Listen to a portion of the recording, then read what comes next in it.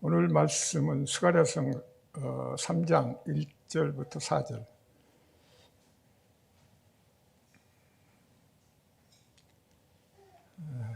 제가 읽겠습니다. 대제사장 여호수아는 여호와의 천사 앞에 섰고 사탄은 그의 오른쪽에 서서 그를 대적하는 것을 여호와께서 내게 보이시니라. 여호와께서 사탄에게 이르시되 사탄아, 여호와께서 너를 책망하노라. 예루살렘을 택한 여호와께서 너를 책망하노라. 이는 불에서 꺼낸 그슬린 나무가 아니냐 하실 때 여호수아가 더러운 옷을 입고 천사 앞에 서 있는지라. 여호와께서 자기 앞에 선자들에게 명령하사 그 더러운 옷을 벗기라 하시고 또 여호수아에게 이르시되 내가 내 죄악을 제거하여 버렸으니 내게 아름다운 옷을 입히리라 하시기로. 아멘.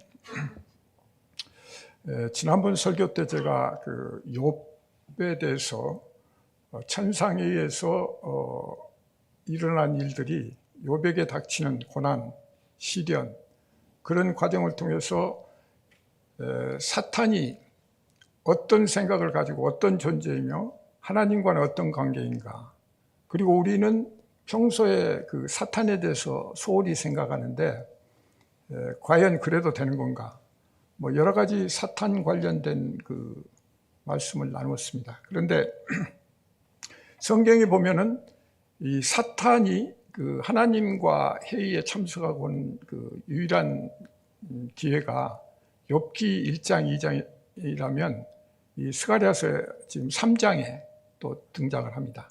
그래서 이게 보면은 우리 그리스도인이라면 사탄의 그 실체를 실감할 수 있어야 되는데 이 양쪽을 비교를 해서 한번 보시면 사탄이 어떤 처지이고 또 하나님이 어떤 역할을 하시고 우리는 어떤 그 스탠스를 취해야 될 것인지 이런 걸 볼 수가 있습니다. 우선 그 욥기 1장, 2장을 보면은 그 하나님의 아들들이 그 참여를 하잖아요. 천상회의에.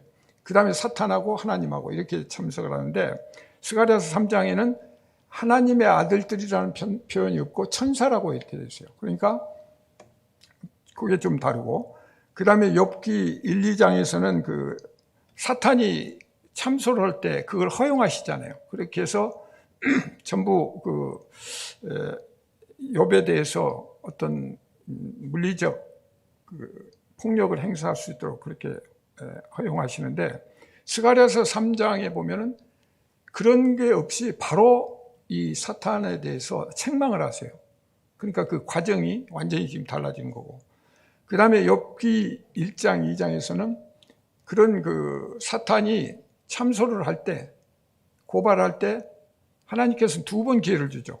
한 번 하고 왔는데 또 얘기를 하니까 그래 그러면 한 번 더 하도록 2번 기회를 주시는데 여기서는 바로 책망을 하고 있다. 그래서 그 다른 점이 있다는 거죠. 그래서 이런 과정을 우리가 보면서 스가랴서가 그 우리 그 성경에 거의 중앙에 위치하잖아요. 그러니까 창세기부터 구약이 쭉 내려오다가 지금 거의 구약이 끝나가는 판에 지금 스가랴서가 있는데 거기에 이제 사탄 얘기가 있고, 그 다음에 쭉 신약으로 바로 넘어가서 계시록에 가서 이제 사탄의 문제가 근본적으로 대두가 되거든요. 그래서 사탄이 멸망하는 그런 과정으로 구성이 되어 있는데, 그래서 이 계시록 18장에 가면 그 바벨론이 패망이 되고 사탄의 조종을 받은 바벨론이 패망이 되고, 계시록 20장에 가면 이제 완전히 사탄의 그 패망이 나오죠. 그래서 이 전체적인 맥락을 가지고 우리가 사탄의 문제, 그리고 사탄이 우리와의 어떤 관계인가, 그리고 우리는 사탄에서 대해서 얼마만큼 경각심을 가지고 대해야 되는가, 이런 부분에 대해서 우리가 생각을 했으면 좋겠습니다. 그래서 우리가 그 욥기 1장 7절하고 2장 2절에서 보면 내가 어디서 왔느냐, 내가 내 종 욥을 주의하여 보았느냐, 이렇게 이제 하나님 먼저 질문을 던지시잖아요. 그런데 스가랴서 3장 2절부터 5절까지 보면 그냥 바로 사탄아, 여호와께서 너를 책망하노라. 예루살렘을 택한 여호와께서 너를 책망하노라. 그러니까 이 표현을 잘 보시면 바로 책망으로 돌아가시면서 또 예루살렘을 택한 여호와께서 이제 너를 책망한다, 이렇게 이제 결론을 내리시고 계십니다. 그런데 하나님의 그 조치 결과를 잘 보시면은 욥에게는 그 물질적이었잖아요. 이제 사탄이 문제 제기한 게 소유물이었잖아요. 욥이 이렇게 잘 살고 부자고 하는 거는 뭔가 까닭이 있다. 하나님이 울타리 쳐주고 보호해 주셨기 때문에. 그런데 그 울타리 치우고 보호 안 해주시면 아마 틀림없이 하나님 욕할 것이다, 이제 이런 논리잖아요. 그런데 여기는 지금 여호수아에게 대해서 어떻게 얘기합니까? 바로 죄악의 문제를 다룹니다. 그러니까 무슨 소유물 그거가 증거가 돼서, 아니면 그걸 문제가 돼서 어떤 그 계기로 삼는 게 아니고 바로 여호수아의 그 죄악을 회복시켜주는. 그래서 욥기 42장 10절에 보면 이제 욥이 그의 친구들 위해 기도할 때 여호와께서는 욥의 공경을 돌이키시고 여호와께서 욥에게 이전 모든 소유보다 갑절이나 주신지라. 그러니까 처음에 사탄이 문제를 일으키면서 다 파괴했던 게 뭐예요? 그 욥의 모든 소유물, 재산, 그 다음에 종, 그 다음에 그 아들, 딸까지 다 그렇게 쳤잖아요. 그래서 하나님은 그 물질적인 손해를 바로 보상을 해 주시는 거죠. 2배나. 그래서 욥기는 마지막에 이 물질적인 거를 다 회복시켜 주시고, 또 어떻게 보면 그 아들, 딸 10명을 다시 주시잖아요. 그러니까 결국은 생명도, 잃었던 생명도 되돌려 주시는 그런 현상으로 볼 수가 있는 거죠. 그런데 스가랴서 3장 4절을 보시면은 여호와께서 자기 앞에 선 자들에게 명령하사 그 더러운 옷을 벗기라고 해요. 그리고 또 여호수아에게 이르시되 내가 내 죄악을 제거해 버렸으니 내가 아름다운 옷을 입히리라. 그러니까 욥기하고는 좀 다르죠. 완전히 그 더러운 옷을 벗기라는. 그러니까 더러운 옷을 입었다는 것은 어떤 의미인가? 그리고 여호수아라는 인물은 또 어떤 인물인가? 그리고 거기에서 하나님께서 내 죄악을 다 제해버리고 아주 아름다운 옷을 입혔다고 하는데 이 의미가 뭔가? 여기에서 이제 우리가 하나님의 뜻을 좀 발견할 수가 있다. 자, 옷이라고 하는 것은 그 헬라어에 보면 히마티온과 키톤, 이렇게 두 가지로 나오는데, 하나는 그 겉옷을 얘기하고 또 하나는 키톤은 내복, 속옷을 얘기하는 그런 경우입니다. 그런데 보통 그 우리가 옷이라고 하면은 외형적으로 그 사람의 어떤 사회적인 신분, 지위, 계급 이런 걸 나타내잖아요. 그래서 군인은 군복을 입고 경찰은 경찰복을 입고 이렇게 함으로써 그게 신분이 달라지고, 그 다음에 여기에다 계급장을 대면 그 사람의 위치가 어느 건가, 소대장인가 대대장인가 아니면 사령관인가 아니면 경찰국장인가 총장인가, 이런 것들을 우리가 보면 알 수가 있죠. 그래서 옷이라고 하는 것은 그 외형적인 그런 표현을 나타내는데, 여기에서 우리가 더러운 옷과 아름다운 옷, 이것을 우리가 좀 잘 봐야 되는데, 이 옷이라는 문제가 나온 데는 그 탕자 얘기에서도 좀 나오죠. 탕자 얘기에서 보면 탕자가 그 아버지한테 재산을 달라고 그래가지고 작은 아들이 나가서 객지에 가서 다 쓰고 돼지 염주 먹고 하여튼 견딜 수가 없었고 나중에 이제 집에 돌아왔을 때, 그때 아버지가 그 반기면서 딱 한 게 이제 종들에게 이르되 제일 좋은 옷을 입히라. 그러니까 거기에서 아버지도 하나님의 뜻을 지금 예수님이 비유로 설명하시는 거거든요. 그러니까 아들이 방탕해가지고 나가서 자기 멋대로 살다가 세상 속에서 세상이 이건 아니구나, 그리고 회개하고 아버지한테 돌아왔을 때 아버지가 꾸중을 하지 않고 버리지 않고 그대로 그냥 환영하고 받아들이시면서 하신 얘기가 제일 좋은 옷을 입히라. 그런데 이 제일 좋은 옷이 이제 또 그 예복이라는 표현도 있어요. 마태복음 22장 11절에 보면 이제 임금이 어떤 그 행사를 치르는데 예복을 안 입고 왔다고 그래서 이제 내보내는죠. 못 들어오게 하죠. 그러니까 우리가 예복이라고 하는 것은 일반적으로 어떤 의전 행사를 할 때 이제 되게 예복을 입죠. 또 영국 같은 데는 보면 아직도 국왕제가 있으니까 보면은 옷을 다 입고 위에 머리에다가 뭐 꽂고 이런 형식을 갖추잖아요. 그러니까 어떤 행사를 할 때는 그런 예복을 입어야 되는 거죠. 그러면 천국에 갈 때는 천국에 어떤 맞는 예복이 있어야 된다. 그러니까 그런 점에서 우리가 이제 이 한 문제를 한번 볼 수가 있는데, 누가복음 15장 22절은 아까 얘기한 그 제일 좋은 옷을 입으라고 했다면, 마태복음 22장 11절은 예복을 입지 않은 한 사람을 보고 이제 못 들어오게 하는데, 여기에서 아름다운 옷, 아까 지금 스가랴서 아름다운 옷이라고 하는 것은 어떤 의미인가? 그게 이제 세마포라는 옷 개념으로 우리가 봐야 된다. 그러니까 옷이라는 게 굉장히 중요하다. 그러니까 이 옷이라는 것을 겉으로 입어서 그 옷이 어떤 나타내는 겉만 보게 되면, 우리가 성경도 내용적으로 보지 않으면 문제가 되듯이 옷도 마찬가지예요. 옷만 보고 사람을 평가하게 되면 뭐예요? 겉만 보고 평가하게 되니까 그것은 전부 잘못 평가한 거다. 아무리 거지 같은 사람도 결국은 안에 그 내용에 있어서는 멋진 철학자일 수도 있고, 디오고네스처럼 정말 안에 많은 깨달음을 갖고 있는 사람일 수도 있는데, 또 어떤 사람은 아무리 화려한 옷을 입었어도 속이 텅텅 빈, 그리고 악하고 또 험악한 이런 생각을 갖고 있는 사람일 수가 있는 거죠. 그래서 여기에서 우리가 좀 옷에 대해서 좀 더 확실하게 해야 될 것은 소위 상징의 실제와, 그러니까 상징, 이게 옷이라는 건 하나의 상징이죠. 그래서 계급이다, 직위다, 또는 그 사람의 신분이다, 이런 걸 나타내는, 또 남자다, 여자다, 어린아이다, 어른이다, 이런 걸 겉으로 나타내는 그런 거라면, 이 상징이 완전히 사람 속과 똑같이 일치가 돼야 된다는 거죠. 그런 개념을 갖지 않으면 우리가 저 사람 무슨 옷을 입었네? 그리고 저 사람 어떤 사람일 거야? 이렇게 하면 경찰인데도 경찰이 도둑질하는 사람도 있잖아요. 살인하는 사람도 있고 음란한 일을 하는 사람도 있잖아요. 이게 다 판사라고 그래서 그러면 다 정직하고 옳게 재판하느냐?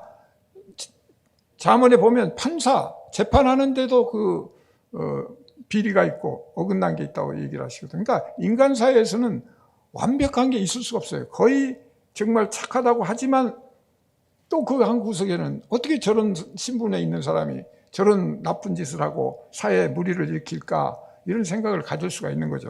그래서 우리가 그런 개념을 넘어서서 예수님이 지금 얘기하시는 이 모든 옷, 성경에서 얘기하는 이 옷의 문제에 대해서 그것이 실제적인 현실로 이게 이해를 하고 받아들여야 된다. 그래서 예수님의 말씀의 그 상징들이 그 영의 어떤 생명력, 영적인, 지금 예수님은 하나님 나라를 소개하고 영적인 얘기를 하시잖아요. 그러니까 그 말씀을 하시면 그런 쪽으로 이걸 받아들이고 이해하고, 그렇게 했을 때 그게 이제 이해가 되고 의사소통이 되고 하나님 나라의 어떤 백성으로서의 그게 되는데, 그것이 아니고 계속 세상적으로 예수님이 험악한 옷을 입었으니까 이 저 사람 이렇게 사람으로 평가해 보면 안 된다는 거죠. 그래서 중요한 것은 요한이 요한 환상 중에 요한이 보면은 그리스도의 신부, 그러니까 우리가 신부잖아요, 그리스도. 그러니까 신랑이신 우리 그리스도와 신부인 우리가 그런 관계에 있어서 이제 옷의 문제를 어떻게 다룬가. 그런데 우리 그리스도의 신부인 우리가 세마포 옷을 입는 것을 환상으로 봤어요. 그래서 이 세마포 옷이 얼마나 중요한가, 이제 이런 걸 다시 한번 봐야 되는데, 계시록 19장 8절에 보면 그에게 빛나고 깨끗한 세마포 옷을 입도록 허락하셨으니 이 세마포 옷은 성도들의 옳은 행실이로다. 그러니까 세마포라고 하는 것은, 그 세마포 옷이 여기에 보면 성도들의 옳은 행실이다. 그러니까 성도들이 예수님 말씀을 옳게 받아들이고 옳게 삶으로 녹여내면 그것이 옳은 행실이고, 그것이 세마포 옷을 입은 것이다. 그러면 이 세마포 입는 옷이 굉장히 의미가 있는데, 여러분 잘 아시다시피 요한복음 19장 40절에 보면 요셉과 니고데모가 나중에 예수님 돌아가실 때 나오잖아요. 그래가지고 그때 시신을 수습할 때 뭘로 했습니까? 세마포를 갖다가 준비해 와서 세마포로 장례를 지었어요. 그죠? 그런데 요한복음 20장 4절 7절에 보면 이제 예수님 돌아가셔서 무덤에 이제 매장을 하는데 두 제자가 가죠. 베드로하고 사도 요한하고 그냥 둘이 보면 표현이 아주 재밌게 돼 있어요. 막 그냥 달려가는 거예요, 둘이. 왜? 주님이 지금 묻힌 곳 살아계신 그걸 확인하기 위해서 막 뛰어가다가 요한이 베드로보다 좀 더 빨리 간 거예요. 빨리 뛰어가가지고 그 무덤을 봤어요. 근데 거기 묘하게 표현을 보시면 5절부터 7절 가면 구부려 세마포 놓인 것을 보았으나 들어가지는 아니하였더니 시몬 베드로라는 따라와서 무덤에 들어가 보니 세마포가 놓였고 또 머리를 쌓았던 수건은 세마포와 함께 놓이지 않고 딴 곳에 쌓았던 대로 놓여 있더라. 잘 보세요. 세마포가 계속 세마포 나오거든요. 그러니까 먼저 달려간 요한이 구부려서 봤는데 세마포만 봤대요. 그건 또 어떻게 보면 맞죠. 왜? 이미 예수님은 지금 부활하셔버렸기 때문에 안 계시니까 무덤 구부려서 봤더니 세마포만 있더라. 근데 베드로는 또 성질 급하잖아요. 뒤에 따라와가지고 들어갔죠. 무덤에 들어가서 보니까 거기에 세마포가 놓였고 그 다음에 또 이렇게 자세하게 표현한 게 뭐예요? 머리에 쌌던 그 수건으로 쌌던 세마포는 함께 놓이지 않고 딴 데 있더라. 이게 굉장히 지금 무덤의 그 상황을 디테일하게 표현한 거예요. 그런데 그 주제가 세마포예요. 그렇다면 예수님이 하늘나라 올라가실 때 어떻게 올라가셨어요? 옷을 입고 올라가셨어요? 세마포로 장례를 지냈는데 세마포가 그대로 있어요. 그러면 아무것도 걸치지 않고 올라가시는 거예요. 세마포는 그대로 놔둔 거예요. 그런데 그러는 것은 어떤 의미가 있느냐? 우리 제자들, 백성들 나중에 너희들 세마포 입고 올라오라 이런 얘기예요. 왜? 지금 아까 읽으신 그 계시록 19장 8절에 보면 뭐예요? 빛나고 깨끗한 세마포 옷을 입도록 하라 하셨다. 그런데 모든 성도들이 옳은 행실이다 이렇게 표현하면서 천국에서 세마포 옷을 입는 거예요. 우리 성도들이. 그러니까 근데 그것은 옳은 행실이라는 것을 증명을 해주잖아요.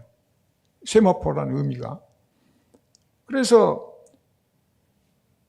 천국에 올 때 입고 오라. 근데 이것은 또 구원의 의미가 있다. 그래서 이사야서 61장 10절에 보면 한번 같이 읽어보실까요? 시작. 내가 여호와로 말미암아 크게 기뻐하며 내 영혼이 나의 하나님으로 말미암아 즐거워하리니 이는 그가 구원의 옷을 내게 입히시며 공의의 겉옷을 내게 더하심이 신랑이 사모를 쓰며 신부가 자기 보석으로 단장함 같게 하셨습니다. 굉장히 의미가 깊게요. 그러니까 옷을 지금 구원의 옷이래요. 그러니까 세마포를 입는다는 것은 구원의 옷이고 우리 성도들의 옳은 행실이고 그런 의미로 같이. 그래서 예수님께서 굳이 세마포를 그냥 놔두고 그냥 올라가신 것은 그냥 홀몸으로 올라가신 거예요. 그리고 그 의미는 너희들 올라올 때 나중에 세상에 올 때 세마포 옷을 입고 와라. 그런 의미가 될 수가 있다. 그런데 여기 보면 신랑이 사모를 쓰며 신부가 자기 보석으로 단장한 굉장히 신랑과 신부의 관계를 굉장히 의미 있게 지금 표현을 하고 있죠. 그래서 우리가 어떤 옷을 입느냐 중요한데 더 중요한 것은 그리스도로 옷을 입는다. 이제 이런 표현이 있잖아요. 그 옷 하미티오는 그리스도와 하나가 되는 그런 의미가 있다. 아까 헬라어 하미티온이라는 것은 새로운 인간, 새로운 피조물 그 자체를 의미하고 그래서 옷이 결국 몸이 되는 거죠. 왜?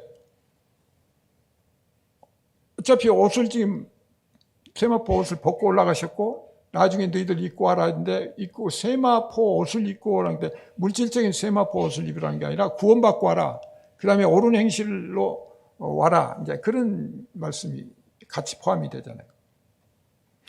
그래서 이것은 굉장히 의미가 깊다. 그래서 하나님 말씀의 그 시절과 우리가 생각하는 그런 것들, 옷을 짜듯이. 그러니까 여기서 옷은 그러니까 몸이다 이렇게 먼저 생각을 해야 되는 거죠. 옷은 몸이다. 몸은 옷이다. 그래야 이게 실질적으로 그 다음에 몸 안에 우리가 성령이 들어오셨다든지 이런 개념도 그게 이해가 되는데 자꾸 이렇게 갭을 두고 생각하면 항상 이게 좁혀지지 않으니까 믿음 신앙이 이게 크질 않고 그러면서 맨날 타령하는 식이 되는 거죠. 그러니까 항상 이게 실질적인 문제로 받아들이고 실제적인 그 상황으로 이해를 하면서 가야 된다. 로마서 13장 14절에 보면 오직 주 예수 그리스도 옷을 입고 이렇게 되어 있어요. 정욕을 위하여 육신의 일을 도모하지 말라. 예수 그리스도의 옷이요. 그러니까 예수 그리스도의 옷을 입고 정욕을 위하여서 육신을 도모하지 말라고 하고 갈라디아서 3장 27은 누구든지 그리스도와 합하기 위하여 세례를 받은 자는 그리스도로 옷을 입었다. 그리스도. 그래서 스가랴서 3장이 그 예수 그리스도를 예표하고 있다 이렇게 볼 수가 있는 거죠. 그래서 잘 보시면 3장 8절에 이제 뒤쪽에 가면 대제사장 여호수아야 너와 내 앞에 앉은 내 동료들은 내 말을 들을 것이니라.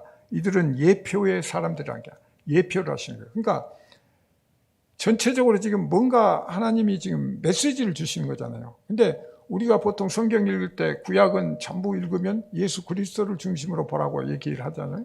근데 그게 어떻게 보면 맞고 어떻게 보면 틀린 말인 게 아주 정확히 맞는 얘기인데 하나님 예수님이잖아요.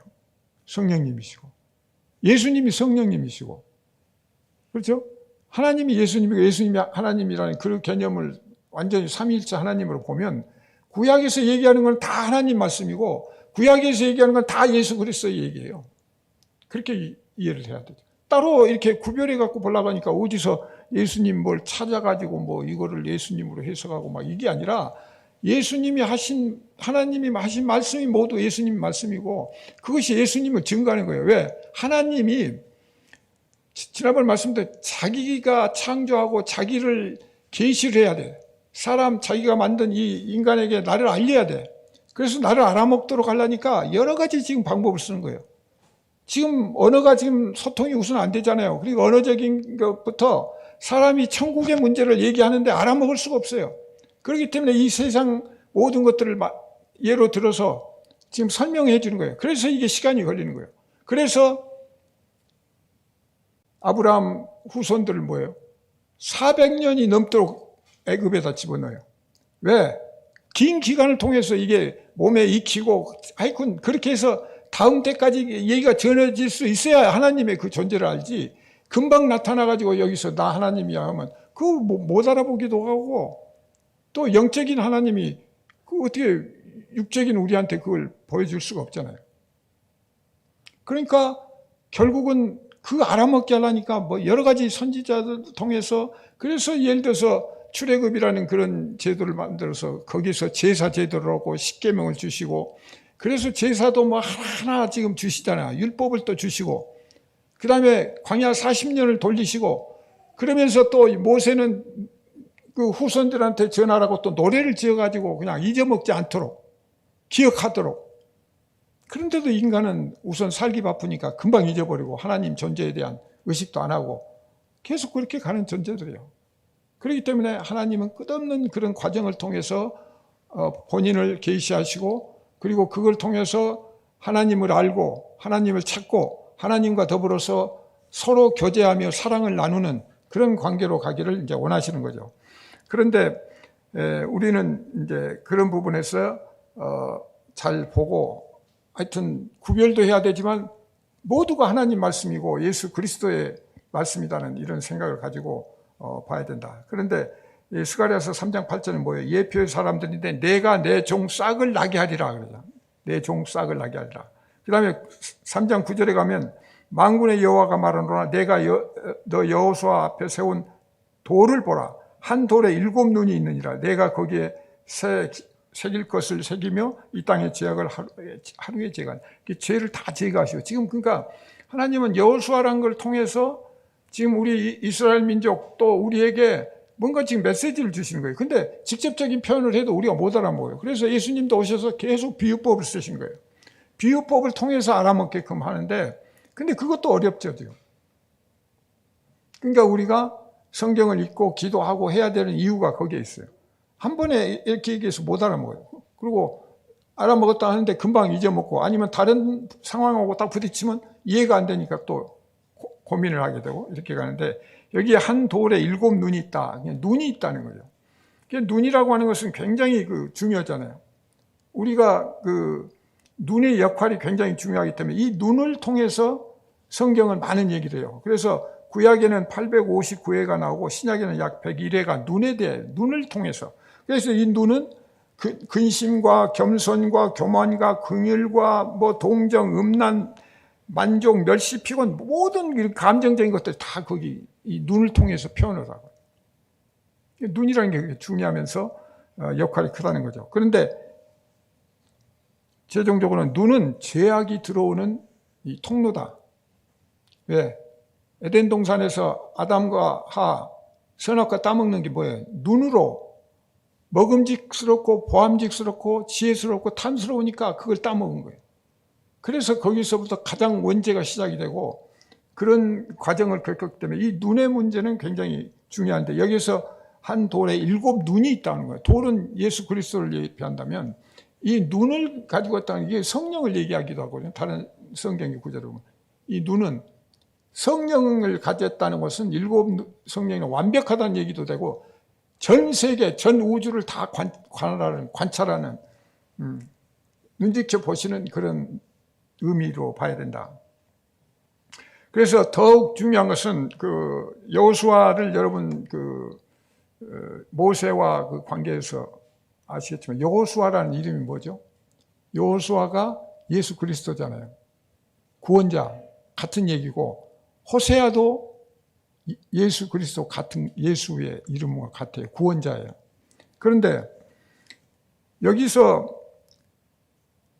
여호수아는 이스라엘 백성을 인솔해가지고 가나안 들어갔잖아요. 그러니까 사실은 이스라엘을 대표하는 그런 의미도 되고, 그 여호수아인지 또 다른 여호수아가 여기 등장하는 건지 이거는 구별을 해야 볼 수도 있겠지만, 어떻든 여호수아라는 이름과 이 지금 중요한 대목에서 하나님이 사탄 문제를 다루면서 여호수아를 등장시켜가지고 이 설명을 지금 하고 계시니까 그것을 잘 봐야 되는데, 여기서 우리가 알 수 있는 것은 욥기에서는 사탄은 누구를 비판했어요?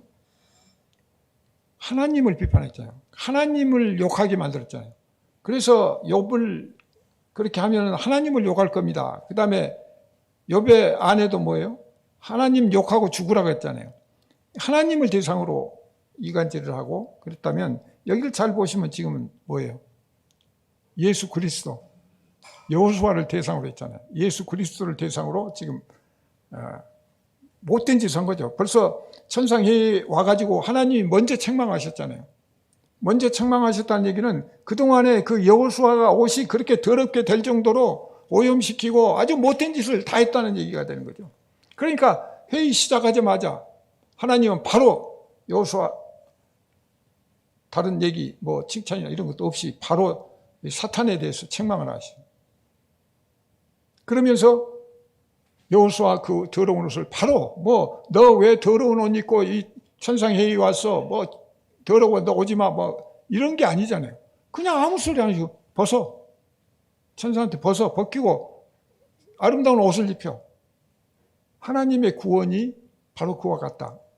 우리가 죄가 많은데 하나님을 믿고 의지하고 따르면 하나님은 뭐 그런 거 따지는 게 아니야. 너 그래? 네 회개했어?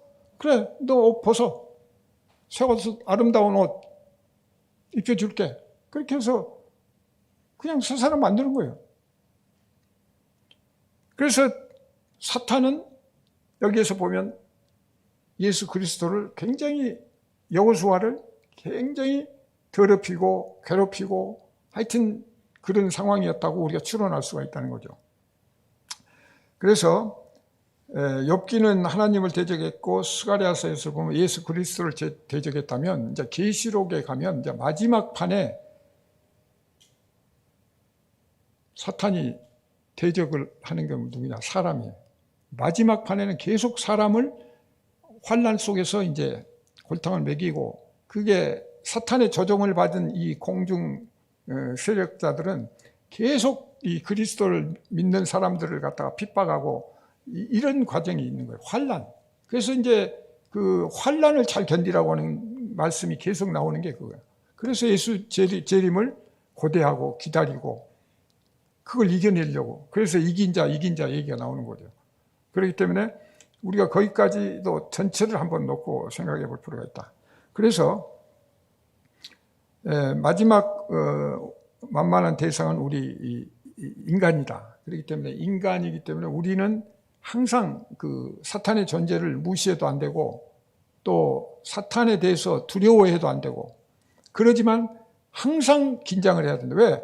순간순간 우리는 하나님을 대적할 수 있는, 하나님을 욕하거나 하나님에게 불평하거나 예수 그리스도를 부인하는 그런 일들을 삶 속에서 늘 할 수밖에 없고, 그것이 어떤 면에서는 이것이 사탄의 내 안에서 작용하는 거 아닌가 이렇게 생각할 수 있고, 또 어떤 의미에서 여러분들이 자신이 사탄일 수 있어요. 우리가 뭐 따로 사탄한테 핑계대고 창세기 3장에서 보면 계속 핑계대잖아요. 하와는 아담 핑계대고, 아담 하와 핑계대고, 또 뱀 핑계대고, 서로 핑계만 대고 자기 책임을 안 지려고 하는, 그게 우리 속성이죠. 그런데 이미 그때 선악과 따먹으면서 우리 안에는 이 죄악이 들어와 있고, 그렇기 때문에 우리는 어떤 면에서 사탄하고 똑같은 생각을 갖고 있는 거예요. 그러니까 세상 이 문물과 풍조에 따라서는 금방 거기에 동조하고 좋아. 그게 누가 가르쳐주지 않았는데도 좋아. 그러니까 그쪽에 쫓아가고 모이고 온갖 짓을 다 하는데, 야, 하나님 믿어야 돼. 하나님 믿으면 이게 축복이야. 이거 영생이 있고 여기 아름다운 천국이 있다고 그렇게 얘기를 해도 안 와. 안 들려. 그게 이제 우리 인간의 문제거든요. 그래서 우리가 민감성을 가지고 봐야 하는데, 그렇다면 우리가 질문할 수가 있죠. 사탄은 지금 어디에 있습니까? 근데 보통 우리는 사탄이, 어떤 만화가가 그런 걸 그랬죠. 그러니까 뭐 통속적인 그 오해를 할 수가 있는데, 그 뭐 두 뿔을 만다든 이번에 무슨 그 이태원 사건처럼 막 뿔이 달리고 뭐 자꾸 이렇게 만화로 하니까 사탄은 어디 저기 그런 거 하고 어디 어두건데, 그리고 어디 지옥에 지금 아직도 있는 걸로 이렇게 지금 자꾸 생각을 하죠. 그러니까 나하고는 별로 관계가 없고 그리스도인도 뭐 그건 별거 아니야 뭐 이렇게 생각할 수가 있잖아요. 근데 사실은 현재 그 지옥에 가 있는 게 아니고 지금 우리하고 같이 지금 활동하는 거, 우리보다 더 활발하게 활동한다. 이제 왜냐하면 영적인 존재잖아요. 그러니까 그런 부분을 우리가 먼저 알아야 되는데, 그래서 우리가 여기서 혼동을 가질 수 있기 때문에 오늘 중요한 메시지 중에 하나는, 그러면 이 세상은 누가 통치를 하느냐? 그러면 우리가 생각할 때는 하나님이 통치하시는데, 그렇다가 또 어떤 때는 사탄이 뭐 어쩌고, 뭐 성경에 또 보면 그런 자꾸 헷갈리죠. 근데 하나님이 지금 다스리신 거는 물론 전 우주를 다 총체적으로 다스리시지만 직접적으로 다스리신 것은 하나님 백성, 선택된 백성을 다스리는 거고, 나머지는 뭐예요? 지금 하나님이 간접적으로 다 그냥 놔두시는 거예요.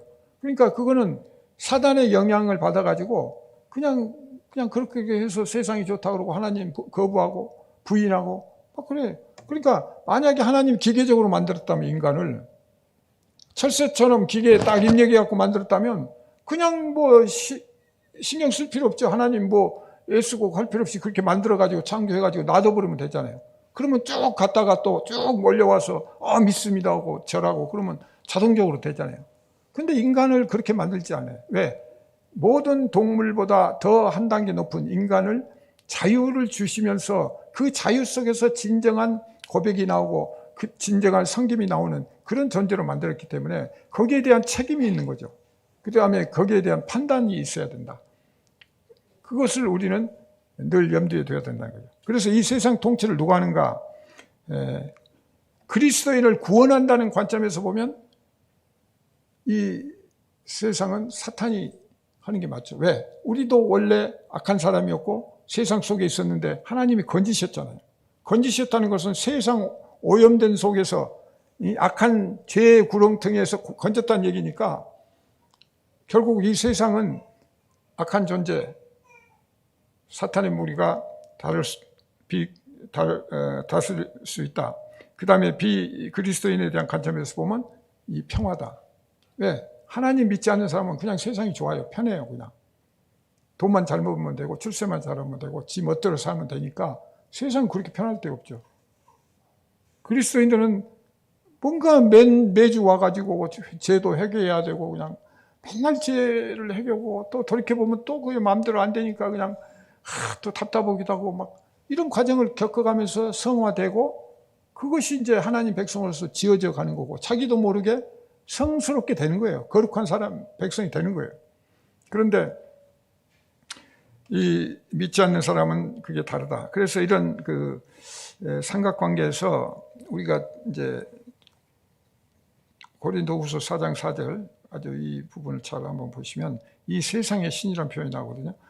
그 중에 이 세상의 신이 믿지 아니하는 자들의 마음을 혼미하게 하여 그리스도의 영광의 복음의 광채가 비치지 못하게 함이니 그리스도는 하나님의 형상이라. 그러니까 그리스도는 하나님의 형상인데 이걸 지금 마음을 혼미하게 해갖고 그 하나님의 그 영광의 광채가 빛이 비추지 못하게 한다는 거예요. 이게 누가? 사탄이 지금. 그러니까 세상의 신이 누구냐? 사탄이고 그 사탄의 조종을 받은 또 마귀 귀신도 있지만 또 나중에 계시록에 보면 그 사탄의 그 영을 받아가지고 사탄의 종 노릇하는 사람이 있어요. 그렇기 때문에 세상이 힘든 거예요. 도대체 이해가 안 가잖아요. 뻔히 이게 진실이 어떤 거는 아는데도 거짓말 하거든요. 책임에 패하고. 그러니까 그게 어려운 거죠. 그러니까 왜 하나님이 그러면 당장 그걸 안 고치시나? 그거를 가라지 어떻게 하신다고 그랬어요? 그냥 놔두라 그러시잖아요. 나중에 추수할 때, 그때 심판할 때, 그때 처리할 거냐. 그냥 놔두라. 그냥 그 가라지 뽑다가 그냥 좋은 씨앗 뽑힐까봐 걱정스럽다. 그냥 놔두라는 거예요. 그러니까 지금 놔두고 보시는 건데 그것은 어떤 면에서는 기회를 주는 거죠. 하나님을 그 사이에 알고 깨닫고 하나님 앞으로 와서 고백하고 죄를 사함받고 구원받고 그 다음에 천국 백성으로서의 복을 누리라고 기회를 주는 거거든요. 근데 그 기회를 또 누릴지 모르죠. 하나님이 왜 시간을 주셨어요? 그냥 인간도 그냥 영원히 살게 만들어 보면 되잖아요. 근데 왜 시간을 두어서 우리 인생이 80, 70이고 강건하면 80이고 자려면 120까지 사는 왜 성경에서 그렇게 그게 왜 그렇습니까? 시간은 결국 영혼을 설명하기 위해서 시간이 필요한 거예요. 시간 개념이 없으면 영혼을 설명할 수가 없어요. 그렇기 때문에 이 시간이라는 게 필요한 거고 모든 것이 마찬가지예요. 왜 하나님이 지금 사탄을 허락하셨는가? 이걸 한번 생각해보세요. 왜 하셨나? 세상은 뭔가를 설명하시려고 아까 했을 때, 자, 왼쪽을 설명하려면 뭐가 해야 돼요? 오른쪽이 있어야 돼요. 오른손을 설명하려면 왼손이 있어야 오른손을 설명할 수가 있어요. 남자를 설명하려면 여자가 있어야 돼요. 여자를 설명하려면 남자가 있어야 설명을 하는 거지. 그러면 어떻게, 뭐라고 얘기할 거예요? 설명할 수가 없어요. 그래서 이 세상의 모든 것들을 하나님은 그렇게 들어서 설명하기 위해서, 그래서 영혼을 설명하기 위해서 시간이 필요한 거고, 또 영의 세계, 그걸 설명해서 육적인 게 필요한 거예요. 그래서 그런 개념을 보시면 선악과도 마찬가지다. 선을 설명하기 위해서 악이 필요한 거예요. 그래서 선악을 설명하는데 결국은 하나님은 그 선악을 넘어서신 분이잖아요. 하나님이 어디 계세요? 우주 밖에 계세요. 그러니까 우리는 우주 전체 이렇게 얘기를 하는데 그럼 그 안에 어디 계신가? 사실은 하나님은 우주를 만드신 분이니까 우주 밖에 계시는 거거든요. 근데 우주가 얼마나 커요? 어제가 우리 장로님 막 사진 찍어서 월식하는 거 올리시고 정말 신기하잖아요. 뭐 몇백 년 만에 일어나는 이런 현상들을 한번 보세요. 이 큰 우주가 그 큰 지구는 정말 그 요만큼도 안 되는 것들인데 그 큰 별들이 이리저리 돌면서 그렇게 움직이는데 하나 오차도 없이 그러면서 때 되면 또 돌아오고 몇백 년 만에 돌아오고 그러니까 인간의 사고로는 생각할 수 없는 일들이 지금 벌어지고 있고 또 우리가 태어난 거 생각해보세요. 우리가 태어나기 전에는 감히 이 우주 가운데 이 지구에 여기에 태어나리라고 생각이나 했습니까? 전혀 생각지도 않은 지금 세상에 지금 태어나갖고 지금 살고 있잖아요. 근데 어떤 때로는 좋기도 하고 때로는 고통스럽고 힘들고 그러지만 또 천국은 그보다 더 좋은 정말 생각지도 않은 정말 하나님이 말씀하신 하나님과 함께하는 그 축복의 땅이 얼마나 대단하겠어요. 그래서 하나님이 하나님 자신을 소개하고 하나님 나라를 소개하기 위해서 그래서 가나안이 필요하고 가나안 땅이 필요한 거고 다 그런 과정들이 필요하다. 그렇기 때문에 예수님이 모든 것을 증거하실 때 우리는 예수님 말씀을 믿고 현실로 받아들이는 그런 경우가 되어야 된다. 자, 그래서 이 사탄은 공중 권세 잡은 자거든요. 그래서 에베소서 2장 2절에서는 그렇게 표현하는데 결국은 베드로전서 5장 8절에서 보면 여러분 잘 아시다시피 우는 사자같이 두루 다닌다고 그랬어요. 삼킬 자를 찾는다고 그랬거든요. 그러니까 그 개념으로 보면 어떻습니까?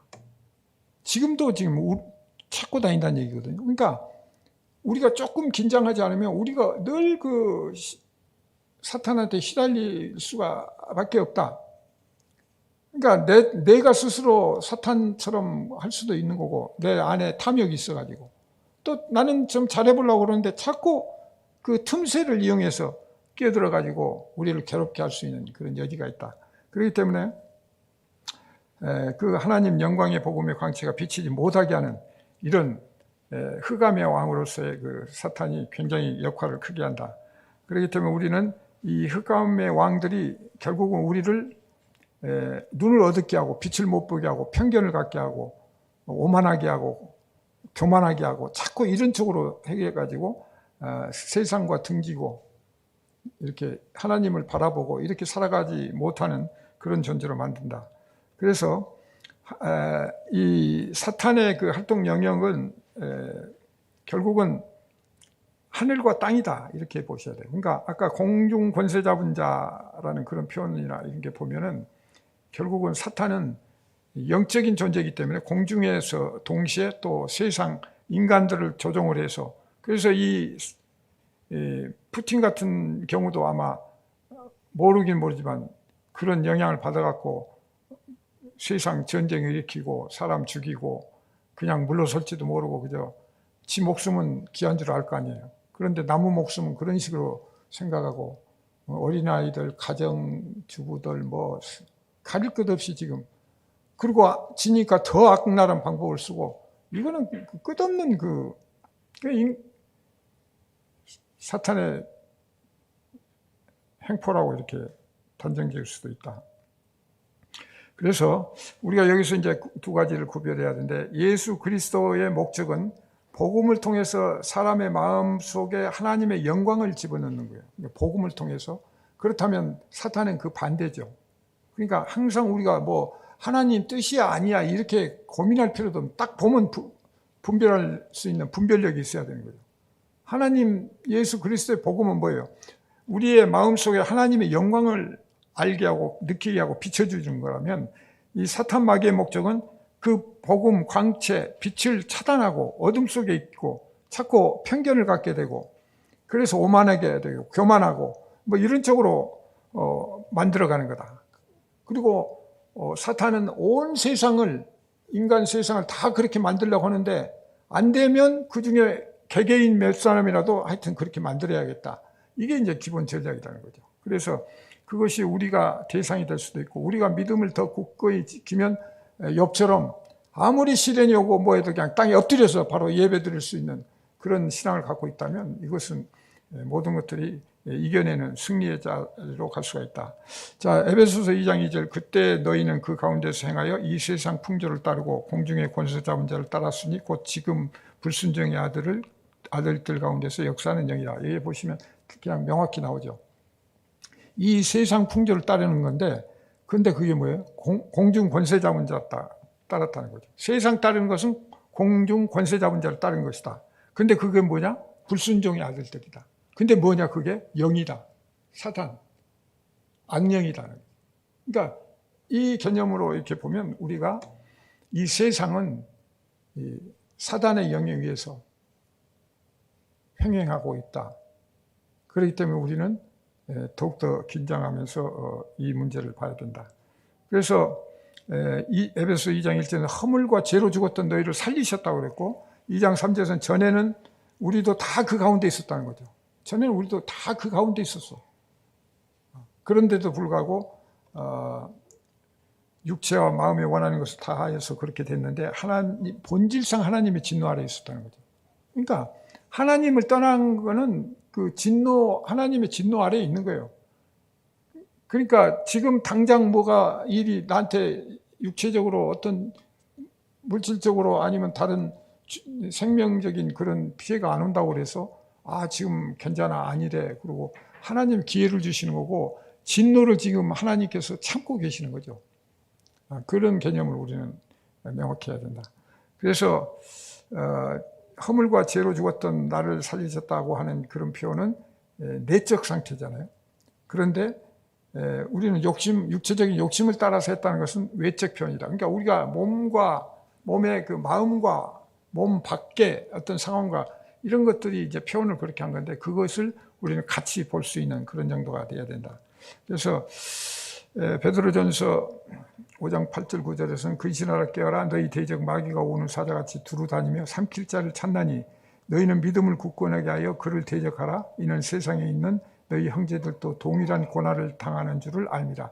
여기서 대적하라는 말도 우리가 그냥 총칼 들고 가서 막 칼싸움 하듯이 대적하라는 그런 표현이 아니다. 그냥 문자적으로 읽으면 안 된다. 그리고 막 큰 소리 쳐갖고 싸워서 이겨서 대적하라는 게 아니죠. 성경적인 방법은 세상적인 방법과 항상 보면 반대로 생각하면 돼요. 모든 게 그래요. 우리가 세상에서는 욕심 부리고 권력 잡고 막 하는데, 성경에서 뭐예요? 그거 다 버리라고 그러잖아요. 자기를 부인하라고 그러잖아요. 그러니까 정반대로만 생각하면 거의 틀림없는 답이다. 근데 여기서 보면 대적하라, 그것은 에베소서에 보면 전신갑주를 입으라고 그러고, 그건 뭐예요? 성령의 검, 말씀과 기도로 가는 거죠. 그래서 왜냐하면 영적인 존재이기 때문에 우리가 무슨 총칼 들고 싸워서 이길 것도 아니고, 이 영적인 부분을 우리가 이겨내야 되는 거죠. 그러려면 성령님의 의지하고 하나님의 그 말씀에 의지해서 이겨낼 수가 있는 거지, 절대 우리는 단독으로 해서 마귀 사탄을 이겨낼 수가 없다. 왜? 천상의 존재고 하나님 나라의 그 천상회의에 참석했던 존재잖아요. 근데 우리는 그런 정보가 없어요. 아무것도 몰라. 언제 어떻게 될지 몰라. 그렇기 때문에 성령님께 의지하고 성령님의 인도하심에 따르면 그건 안전한 길이고 틀림없다. 그런데 그게 아닐 때는 우리는 항상 위태위태한, 그리고 공략받기 쉬운 그런 상황에 놓이게 된다. 그래서 적그리스도라고 하는 것은 그래서 항상 흉내를 낸다. 성령의 흉내, 예수 그리스도의 흉내를 내고 하나님 흉내를 내요. 가짜예요. 그러니까 진짜가 전부 가짜예요. 그래서 이런 부분들을 우리는 주의 깊게 봐야 된다. 하도 이 사탄이 좀 아주 음흉하고 그래가지고 어떤 분이 그런 표현을 했다고. 이제 농부가 사과밭을 운영을 하는데 맨 저녁에 보면 수박을 따가더라고요. 이 수박을 따가니까 하루는 아이디어를 내가지고 그 수박 하나에다가 독약을 넣어놓고 딱 팻말을 붙여서 이 수박밭에 있는 그 수박에는 독약이 들어있음 경고 딱 해갖고 붙여놨대요. 그랬더니 뭐 그 다음날 갔더니 보니까 하나도 도둑 맞은 게 없고 잘 있더래요. 그래서 기분이 좋았는데, 그 다음날 갔더니 또 이상한 팻말이 딱 붙었는데, 그 사단이 와갖고 수박 2개에다가 독약을 넣어놓고 여기 수박밭에 있는 수박은 2개가 독약이 들어있음 그렇게 딱 붙여놓으니까 어떤 게 독약이 들어있는지 모르고, 그래갖고 뭐 수박을 다 그냥 해체했다는 그런 식으로 웃기지 않는 얘기를 하는데, 그만큼 항상 사탄은 어떤 대책을 만들어면 그보다 한 수 더 높은 이런 것들을 만들어내면서 인간하고 대적을 한다. 그렇기 때문에 인간은 하나님의 지혜를 구하지 않으면 인간의 지혜와 인간의 지식과 인간의 정보를 가지고는 해볼 수가 없다. 그래서 기도하고 말씀에 집중을 해야 된다. 이렇게 정리가 되는 거죠. 그래서 사탄이 계속 거짓말하고 또 이 속이는 것들이 많은데, 우리가 분명히 하나 알아둘 것은 사탄의 능력은 제한적이다. 요걸 하나 조금 이제 관심 있게 보실게. 그 애굽에 보면 10가지 재앙을 부리잖아요. 근데 그걸 한번 잘 보시면 출애굽기 7장 10절부터 12절에 보면 모세가 아론에게 바로 이르서 명령하신 대로 행하여 아론이 바로와 그의 신 앞에 지팡이를 던지잖아요. 근데 지팡이를 던지니까 어떻게 돼요? 뱀이 되잖아요. 그러니까 바로 왕도 술사들 불러다가 또 하잖아요. 근데 또 거기도 지팡이를 가져왔는데 그게 또 뱀이 돼요. 그죠? 그러면 아까 지난 시간에 말씀드렸던 이 사탄의 능력이라는 게 하나님의 그 능력에 버금가는 어떤 것들을 할 수가 있는데, 여기서 이제 다른 게 이 아론의 지팡이가 그 점술사들 만든, 거기는 또 여러 사람이 와가지고 지팡이를 가지고 뱀을 여러 마리를 만들고, 근데 그걸 다 잡아먹어요. 각 사람이 지팡이를 던지며 뱀이 되었으나 아론의 지팡이가 그들의 지팡이를 삼키니라. 다 삼켜버린 거예요. 그러니까 뱀까지는 만들 수가 있어요, 사탄은. 근데 먹히는 것은 하나님이 다 만든 뱀이 다 먹고 다. 근데 결국은 또 그 다음에 물과 피로 만들고 그 다음에 개구리가 튀어나오고 막 10가지 재앙 중에 그러잖아요. 근데 마지막 세 번째가 뭐냐면 티끌을 가지고 이를 만들어요. 지금 어린아이들 모를 텐데 이라는 게 요만한 게 해가지고 옛날에 막 그냥 엄청 오단에 많이 기어다니면서 피 빨아먹고 요만한 이들이 아주 득실득실해요. 그 이가 되는데, 그게 이제 똑같이 그 술사들도 했는데